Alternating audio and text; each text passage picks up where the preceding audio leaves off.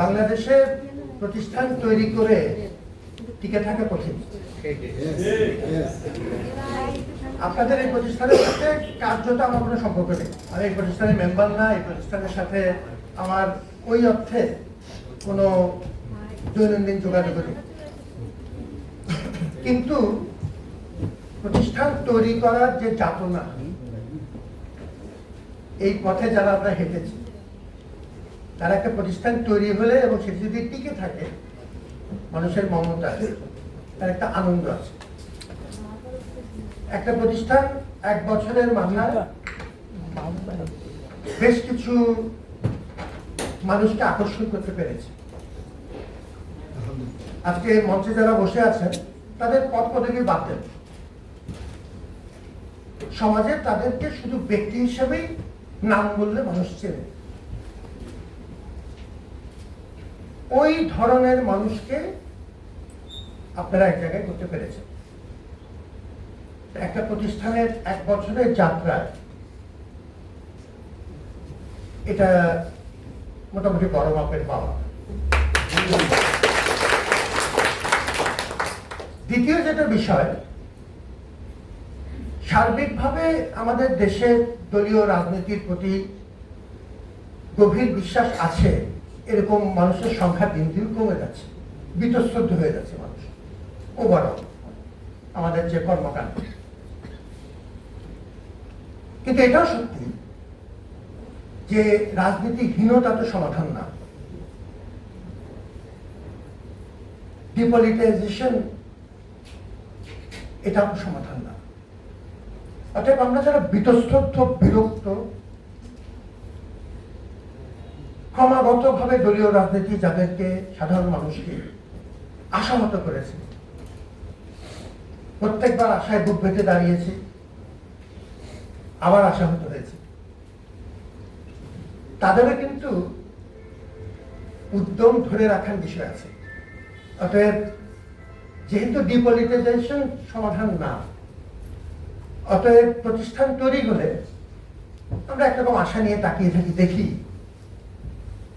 এবার কিছু হয় কিনা, এনারা কোনো কিছু করতে পারেন কিনা, আশায় থাকে। এবং আপনারা যে দরজাটা খোলা রেখেছেন, আপনাদেরকে সমালোচনা করার, ভালো খারাপ জানান দেবার, এবং সবাইকে ডেকে এনেছেন এবং এই ধরনের করার কথাবার্তা সহ্য করছেন, নিজের পায়ে নিজে কুড়াল দিয়েছেন এবং সেটিও সহ্য করছেন। এটা একটা ভালো লক্ষণ। প্রতিষ্ঠান তৈরির দ্বিতীয় ধাপে এটা একটা ভালো লক্ষণ। আমি সাধারণত দলীয় কোনো ফোরামে যাই না এই কারণে, দুটো কারণ। এক হচ্ছে, হঠাৎ করে একটা অড এডিশন, এটা খুব অনেকের কাছে খুব শোভন মনে না হতে পারে, হঠাৎ করে এই ব্যক্তি এসে জুড়ে বসলেন। এটাতে এসছে দুটো কারণে, যেটা বললাম দুটো ব্যাখ্যা করেছে। একটা হচ্ছে, আপনারা মানুষকে এখনো ধরে রাখতে পারছেন এবং মানুষকে তার মনোভাব জানানোর সুযোগ করে দিচ্ছেন। আমাদের সামনে কঠিন পথ, প্রতিষ্ঠান হিসেবে, দেশ হিসেবে অনেক বড় বড় চ্যালেঞ্জ আছে। অতএব হাত ধরে রাখাটা জরুরি। আমরা গণ-অভ্যুত্থান পরবর্তী বাংলাদেশে একটা গণতান্ত্রিক প্রক্রিয়ার মধ্য দিয়ে যাচ্ছে, ভালো মন্দ মিলিয়ে এখন একটা নির্বাচিত সরকার দায়িত্ব নিয়েছে। সামনে বড় বড় চ্যালেঞ্জ আছে। এই সময় অনৈক্য কিংবা হাত ধরে রাখতে না পারার যে কঠিন মূল্য আমাদেরকে দিতে হবে, এই বিষয়ে সচেতন থাকা খুব জরুরি। যার যার পর্যায়ে থাকে এই হাত ছেড়ে দেওয়ার যে মূল্য, কঠিন মূল্য, অতএব হাত ধরে রাখতে হবে। আমার বন্ধুকে আমার বলতে হবে যে, ভাই তোর এই বিষয়গুলো আমার পছন্দ হচ্ছে, এই বিষয়গুলো পছন্দ হচ্ছে না, but end of the day you still remain my friend. অতটুক ঐক্য, অতটুক মমত্ব, অতটুক পারস্পরিক সংবেদনশীলতা আমাদের দরকার হবে। এই ক্ষেত্রে ধৈর্য হারালে নিজের পায়ে নিজে কুড়াল একটা না 5টা একসাথে করব। সুতরাং আশা করছি যে অনেক রকম মন খারাপ করা অনুভূতির মধ্যেও আশা করছি যে টানেলের শেষে কোথাও না কোথাও আলো আছে এবং আমরা আল্লাহর উপর বিশ্বাস রেখে আমাদের যার যার পর্যায় থেকে কাজগুলো করব। বহু মানুষের রক্তের উপর তো দাঁড়িয়ে আছে। আমার মতো নিয়াজ আহমেদ খান আপনার সামনে দাঁড়িয়েছি ঢাকা বিশ্ববিদ্যালয়ের পতাকা বহনের স্মৃতি নিয়ে। এটা সম্ভব হয়েছে কারণ আমার পায়ের নিচে মানুষের রক্ত আছে। এখন এই জিনিসটি ভুলে যাওয়া তো যাবে না। আমরা অত অকৃতজ্ঞ তো হতে পারবো না। অকৃতজ্ঞ মানুষকে আল্লাহ পছন্দ করেন না। কৃতজ্ঞতার দায় হচ্ছে এটা স্মরণ রাখা। কৃতজ্ঞতার দায় হচ্ছে প্রতিষ্ঠান যা তৈরি হচ্ছে, যদি আমার প্রতিষ্ঠান নাও হোক, খুব পছন্দের নাও হোক, তারপরেও তাকে সুযোগটুক করে দেয়া যে ভাই তুমি যদি এই রক্তের ঋণ শোধ করবার জন্য নেমে থাকো তাহলে তোমার সাথে আছে।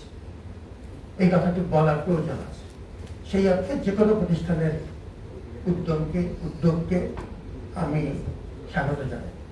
আজকে যার সাথে আমরা এই মঞ্চ শেয়ার করছি, আমার মতো ক্ষুদ্র মানুষকে যার পাশে দাঁড়িয়েছি, এদের অনেকের প্রতি আমার গভীর ব্যক্তিগত শ্রদ্ধাবোধ আছে। আমি যদি সুযোগ থাকতো এদের অনেককে ব্যক্তিগত হয়েছি, তাদের কথা বলতাম, সময়ের অভাব। আমি ক্ষমা করবেন যে আমি দেরিতে এসেছি এবং আমি সবচেয়ে আগে চলে আছি। দুটোই ক্ষমা যাচ্ছে একসাথে, ডুয়েল। কারণ হচ্ছে আমার সাথে কিছু বিদেশি মানুষজন আছেন আজকে, তো তাদের একটা বড় অনুষ্ঠান থেকে আমি বেরিয়ে এসেছি। তো আমি আপনাদের এই উদ্যোগকে শুভকামনা জানাই ইউটিএলকে, এবং যারা আমরা একসাথে হয়েছি, আমরা একটা কমন বিশ্বাসকে সাথে নিয়ে এগোচ্ছি। বাংলাদেশের সামনে যে বড় চ্যালেঞ্জ, আমরা সবাই আমাদের বৈপ্লবিক উত্তরাধিকারকে মাথায় রেখে আমরা যার যার পর্যায় থেকে কিছু অবদান রাখার চেষ্টা করব। ভালোকে ভালো বলবো, খারাপকে খারাপ বলবো, কিন্তু সবকিছুর উপরে বন্ধুত্বকে স্থান দেব। অতটুক কথা বলার সুযোগ দেওয়ার জন্য আমার মতো ক্ষুদ্র মানুষকে দেখে অনেক সময় দিয়েছে, কৃতজ্ঞতা প্রকাশ করছি। আমাকে অনেকবার টেলিফোনও করা হয়েছে। আমার মোটামুটি নিজেকে মনে হচ্ছিল যে আমি এখন সুলতান সুলেমান। আমি না এলে এত বড় মাপের একটা প্রতিষ্ঠান রীতিমতো অঙ্গহানি হয়ে যাচ্ছে, এটা বুঝতে পেরে আমি পরম পুলকিত অনুভব করলাম। ঠিক আছে, আপনাদের প্রতি সালাম ও শ্রদ্ধা। আল্লাহ আমাদের সবাই মঙ্গল করুন। ধন্যবাদ শ্রদ্ধেয় নিয়াজ আহমেদ খান স্যারকে, অত্যন্ত চমৎকার।